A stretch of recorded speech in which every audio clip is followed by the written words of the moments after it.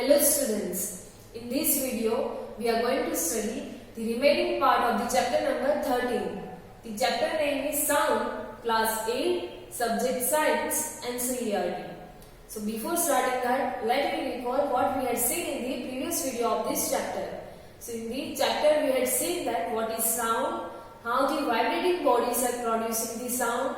Then after we had seen how the sound is produced in the human being. We had also seen many different activities, and then after we had seen the different mediums which are required to propagate the sound or to travel the sound.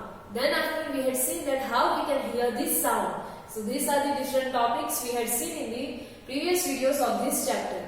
So in this video now we are going to study the remaining part of this chapter, and in that we are going to study about the different quantities which are related to the sound, like amplitude, then after frequency, loudness, pitch, etc. And then after we are going to study about the noise pollution. So now let me start. So in the starting we had seen what is sound, and we had also seen the different musical instruments which are producing the sound. Then in the next topic we had seen the different vibrating bodies and how they are producing the sound. These are the different activities we had seen. Then we had seen how we can produce the sound or how the sound is produced by the humans. So in that we had seen about larynx and vocal cords which are present in our throat.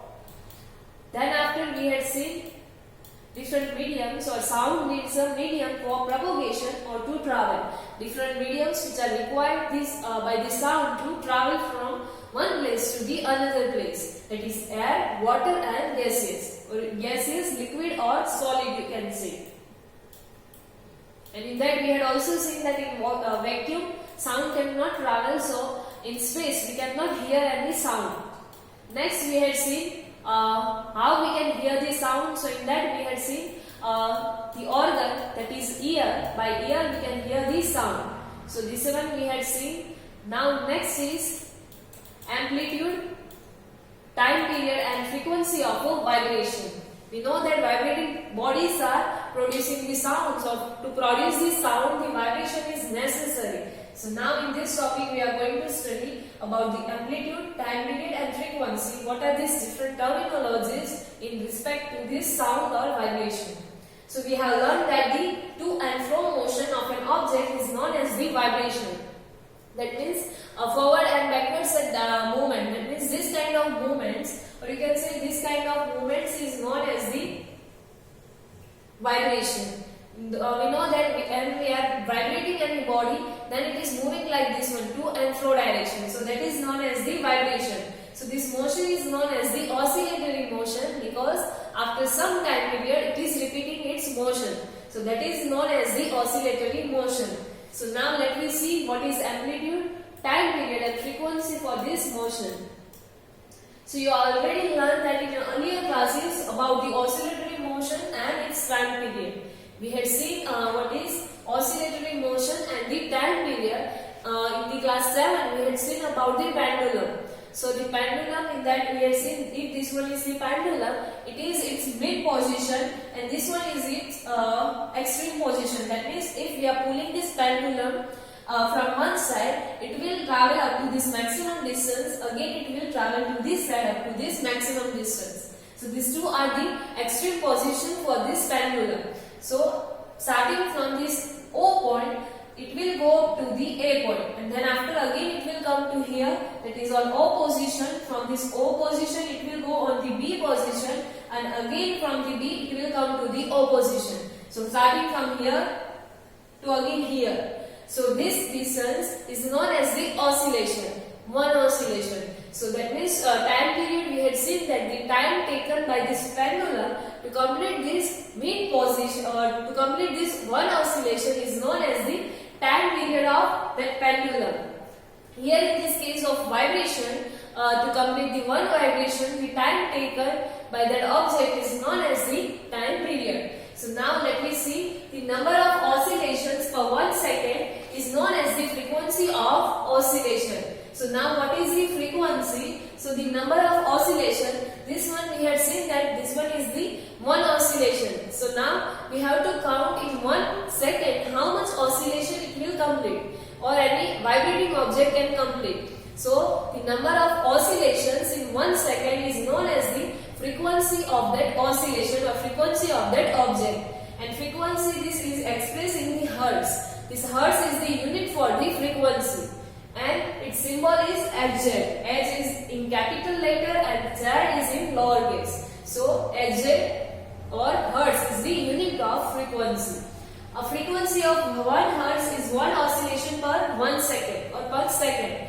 Or we can say the 1 hertz or frequency of 1 hertz, that means the number of oscillation is 1 in 1 second. That means any object is completing 1 oscillation in 1 second, that means 1 hertz. Now if an object oscillates 20 times in 1 second, what would be its frequency? So obviously it's a 20 hertz. If any object covers 20 oscillation or it completes 20 oscillations in 1 second, then the frequency of that object is 20 hertz. Now you can recognize many familiar sounds without seeing the object producing them. We know that we can identify or we can recognize the different sounds without seeing the object which is producing that sound. Like we can hear the sound of birds. We cannot see, if the birds are not around you or you cannot see the birds, however you can hear the chirping of these birds sometime. Or if your friend is around you or he or she is shouting from some distance and you are not able to see him or her, then again also, however, sometimes you can hear his sound. So how it is possible? So these sounds must be different to enable you to recognize them. These all sounds are different. Your sound and your friend's sound is also different from each other, and because of this difference we can recognize or we can identify the different sounds. Now have you ever thought that what factors make this different or the sounds different? Why these sounds all are different, and because of which factor the sounds are different from each other? So now let me see, that is about amplitude. The next terminology, that is amplitude. And because of the amplitude, we can hear or we can recognize these different sounds, or the sounds are different from each other.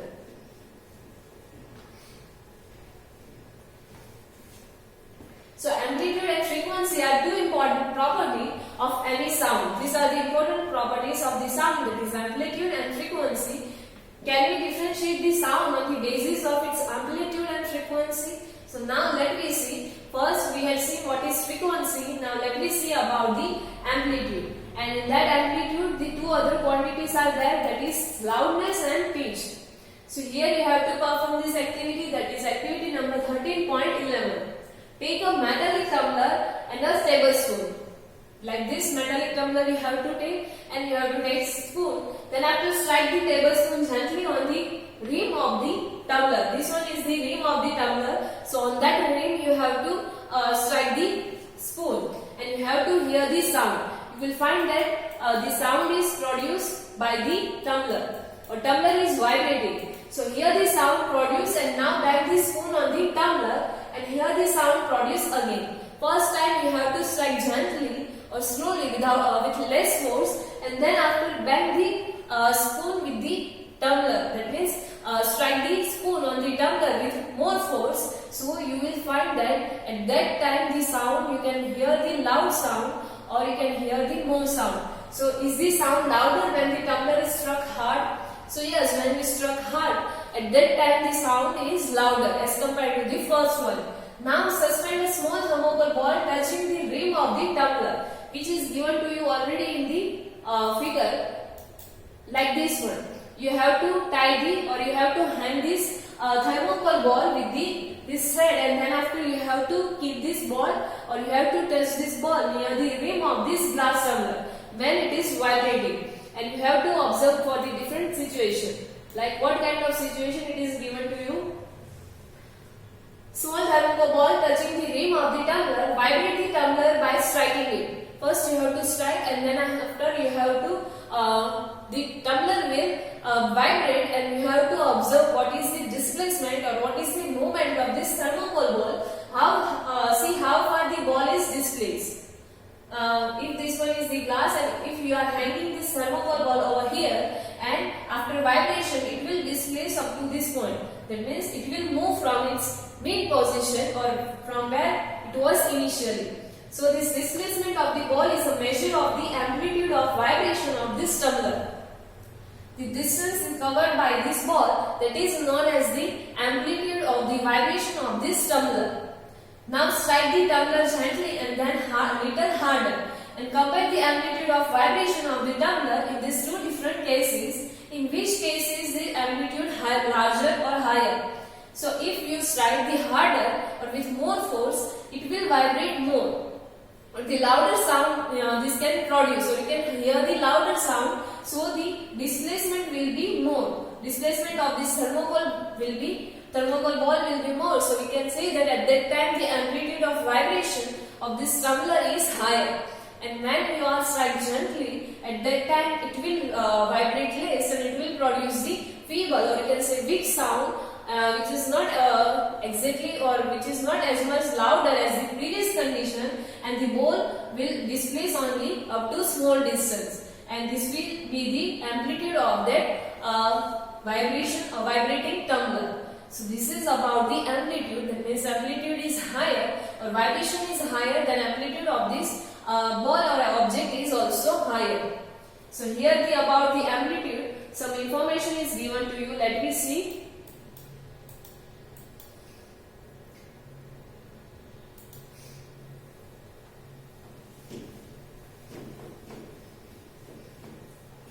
So the loudness of sound is proportional to the square of amplitude of the vibration producing the sound.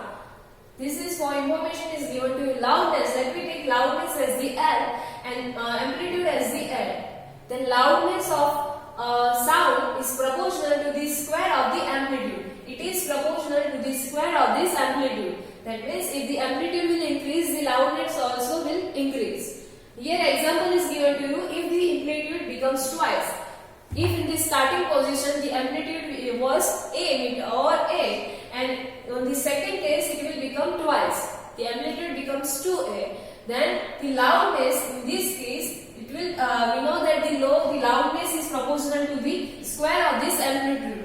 So the square of the 2 will be the 4. So here it will become 4A square. So that means loudness at this point in the second case, it is proportional to the 4 multiplied by A square. That means it will increase by the factor of 4.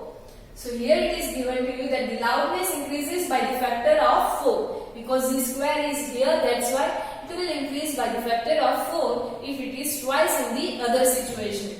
So this is about loudness and the amplitude. And the loudness is expressed in a unit called decibel. Again, the loudness is a quantity, so it also has some unit. It is represented in the unit of decibel, and it can be represented like this: dB. D is in lowercase and B is in uppercase. So the following tables give some idea of the loudness of sound coming from various sources. Here, what is the loudness of the various sources is given to you, like normal breathing. If you will observe carefully, you will also find that while breathing also the sound is produced. So the sound produced or the loudness of that sound or the amplitude of that sound is 10 dB or 10 decibel. And if we are whispering softly at the 5 meter distance, the sound loudness is 30 decibel. The normal conversation if we are doing, then the loudness is 60 decibel. Busy traffic has the 70 decibel, and average factory produces the sound of 80 decibels. So this is about the different value of the amplitude of the loudness. And above 80 decibel, the noise becomes physically painful. Average factory produces 80 decibel sound, and above the 80 decibel, the sound, or you can say you can define that as the noise. So that will become the painful for our ears. So this is about the loudness of the vibrating body. So the loudness of a sound depends on the amplitude that we had seen. And now when the amplitude of vibration is large, the sound produces large, or it is, you can say that it is loud. And when the amplitude is small, the sound produces is feeble, and when the body or the object vibrates less, the sound produced by that object is feeble, or you can say weak, or it is slower than the other position. So this is about the loudness. Next is about pitch. So compare the sound of a baby with that of an adult. Compare the sound of a baby or adult. Is there any difference? So yes, you will say that there is the very much difference between the sound of this baby and adult. Even if two sounds are equally loud, they are different from each other. So now let me see how they are different from each other. And before that, Bujo wondered that my voice is different from that of my teacher. So why it is different? So the frequency determines the shrillness or pitch of a sound. Frequency, we had seen that number of oscillation in 1 second is known as the frequency. So this frequency determines or it defines the shrillness, or you can say sharpness or pitch of any sound. If the frequency of vibration is higher, we can say that the sound is shrill and has a higher pitch. If the frequency is higher, or you can say the number of oscillation in 1 second is more, then we can say that the sound is sharp, more sharp or shrill, and has a higher pitch. And if this frequency or number of oscillation in 1 second is lower, then we can say that the sound has a lower pitch, and this is about higher pitch and lower pitch voice. For example, here some example is given to you, that of drum and any other musical instrument, or you can say whistle. For example, the drum vibrates with low frequency, so it produces the low pitch sound. It will vibrates with the low frequency, like here it is given to you. Here you can see the oscillation. So in number of oscillation, if the suppose the time is this one, 1 second is this one, that means the number of oscillation in 1 second is less. So that means it produces low frequency sound, and its voice is, you can say that, lower pitch. And here in the example of whistling is given to you in the figure. This boy is whistling. So if you are taking this again and the time, then this one is the 1 second. So here you can say that the number of oscillation is more in 1 second. So it will produce the higher pitch voice. So that is about the example of higher pitch and lower pitch sound. Other examples are also given here to you. Drum has the low pitch sound because it produces the less oscillation in 1 second. That's why. Next is, on the other hand, the whistle has the high frequency, and therefore it produces a sound of high pitch, because in 1 second it can produce the many oscillation or more oscillation.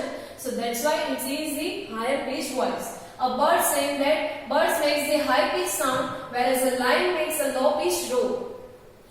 Lion roar with the low pitch, and birds can make the high pitch sound. Whereas the roar of lion is very loud, while the sound of a bird is quite feeble. That means this loudness and pitch is different from each other. It may be possible that sound is louder and also it is the low pitch at a time, and sound is feeble or weak, and the voice is the high pitch voice. Like here the example of lion and bird, it is given to you. The voice or the sound of the lion is loud, but it is the low pitch voice. On the other side, it is the opposite of the bird. The bird produces the sound with high pitch, and the voice is less loud, or you can say feeble. So that is the different from each other. So that is about the different terminology, that is amplitude, frequency, loudness, pitch, about the sound. Now every day you hear the voice of children and adults. Do you find any difference in their voices? So yes, there is a difference in their voice. Can you say that the frequency of the voice of a child is higher than that of an adult? So yes, the frequency of the kid, so you can say child, is higher than that of the adult, or they produce the high pitched voice. And here about the woman is given to you, that is usually the voice of a woman has a higher frequency than that of man. The woman or the girls has the higher pitched voice as compared to the boys or men, or their frequency of voice or sound is higher as compared to the man. So that is about the frequency of the voice. So now till now we had seen about the sound. Now next is audible or inaudible sound. So we know that we need a vibrating body for production of sound. A vibrating body can produce the sound, but we know, and can we hear the sound of all vibrating bodies? So no, all the time it is not possible to hear the sound that we can hear the sound of all the vibrating bodies. So the fact is that the sound of frequency less than about 20 vibrations per second, that means 20 Hertz, cannot be detected by the human ear. Our ear has also some capacity or capabilities. We cannot hear the sound of frequency less than 20 Hertz. That means if any object is producing or it is completing the oscillation of 20 in a second, that means its frequency is 20 Hertz. So we cannot hear the sound or the sound of an object which is producing the sound of 20 Hertz or less than 20 Hertz. Such sounds are called as the inaudible sounds. So this kind of sounds are known as the inaudible sounds, and on the higher side the sounds of frequency higher than about 20,000 vibrations per second, that means 20 kilohertz, are also not audible to the human ear. So this is about the lowest range. Next is this one is the highest range, that is sound of 20 kilohertz. 20,000 vibration per second, that means the frequency of this object is 20 kilohertz. So we cannot hear the sound of object which is producing this much of frequency. So thus for that the human ear range for audible frequency or for audible sound is, the range for frequency is 20 Hertz to 20,000 Hertz, or you can say 20 Hertz to 20 kilohertz. So this is the audible frequency range for human ear. So that is about audible sound and inaudible sound. Here some fact is given to you about the animals. On the previous page, that some animals can hear the sound of frequencies higher than 20,000 Hertz. Some animals can hear the sound of frequency higher than 20,000 Hertz, that means 20 kilohertz, which we cannot hear. Like example is given to you, that is about dogs. So dogs have this ability that they can hear the sound of more than 20 kilohertz frequency. So the police use high frequency whistles which dog can hear but humans cannot. Sometimes you cannot hear the police whistles because it is of higher frequency. So at that time the dogs can even hear that frequency or that sound which has the frequency of more than 20 kilohertz. The ultrasound equipments are also there, so which are used to or which are familiar to us for investigating and tracking many medical problems. In medical field, the ultrasound equipments are used, so they work on the frequency higher than 20 kilohertz. So that's why again for these instruments you cannot hear the sound of this instrument which has the frequency higher than the 20 kilohertz. So this is about the frequency of the different objects.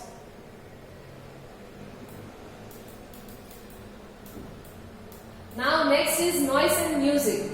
So we hear different types of sound around us, and some sounds we like and some we do not like those kind of sounds. So is the sounds always pleasing or you like them? So no, sometimes we don't like them. Does the sound sometimes cause discomfort to you? So yes, when the TV or anything is playing or it is producing more sound, then we may feel the physical pain into our ears. So some sounds are pleasant to ear and whereas some are not. So the sounds which are not pleasant to us, or you can say unwanted sound, is known as the noise. Here it is given to you that suppose the construction work is going on in your neighborhood.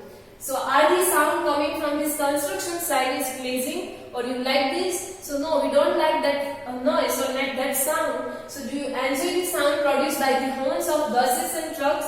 Again we don't like that sound. So such unpleasant sounds are known as the noise or are called noise. The unwanted sound is known as the noise. Like in a classroom, if all the students speak together, what would the sound produced be called? So if you are speaking all together, then you are producing the noise. That is not pleasant. So that is, we can define that by the noise. Now next on the other side, some pleasant sound is given to you, that on the other hand, you enjoy the sound from musical instrument, that is musical sound is one which is pleasing to the ears. So the sound produced by the harmonium is a musical sound. That is the musical sound which is produced by the musical instruments and which we like to hear. So that is known as the musical sound. Sound produced, that is harmonium we had seen. Then after the string of a sitar also gives out the musical sound, but if the musical sound becomes too loud, would it remains melodious? So no, it will become the louder, then we don't like that kind of sound and we will define that as the noise. So that is about noise and musical sound. Next is, we had seen noise. So now next topic is noise pollution. What is noise pollution? How we are studying this noise pollution? That we will see. So you already know about the air pollution. We know about the air pollution. The presence of unwanted gases and particles in the air is known as the air pollution. And we had also known about the sources of this air pollution. So similarly, the presence of excessive or unwanted sound in the environment is known as the noise pollution. The unwanted sound which is present in the environment is known as the noise pollution. So now can you list some of the sources of this noise pollution? Here some sources are given to you. The major causes for noise pollution are sounds from vehicles, then after explosion including bursting of crackers, next is machines, loudspeakers, etc. So these are some of the sources of noise pollution which are producing the noise. It is loudspeakers and after bursting of crackers, then voice or noise of the machinery. So these are the sources of noise pollution. What source in the home may lead to the noise? What are the sources of noise pollution in your home? So here also some examples are given to you. That is television and transistor radio at a high volume, and other than that some kitchen appliances like mixtures and all that, desert coolers, air conditioner. So all are the home noise pollution sources. So all contributes to the noise pollution in your house. So these are the different sources of noise pollution and noise pollution. What is noise pollution? Next, let me see what are the harmful effects of this noise pollution. So what are the harms of the noise pollution? So do you know that the presence of excessive noise in our surrounding may cause many health related problems? They may lead to the many health related problems like what? So lack of sleep, hypertension, that means high blood pressure, anxiety and many more health disorder may be caused by this noise pollution. These are the diseases which can be or we can lead to this disease by the excessive noise pollution in our environment. So a person who is exposed to a loud sound continuously may get temporary or even permanent impairment of hearing. If a person is continuously exposed or he is suffering from the noise pollution for a longer time, then he might get the temporary or even permanent hearing loss or impairment of hearing. So that is the harmness of this noise pollution. So now next is measures to limit this noise pollution. How we can control this noise pollution? So obviously by not making the noise. So how we can reduce this noise now?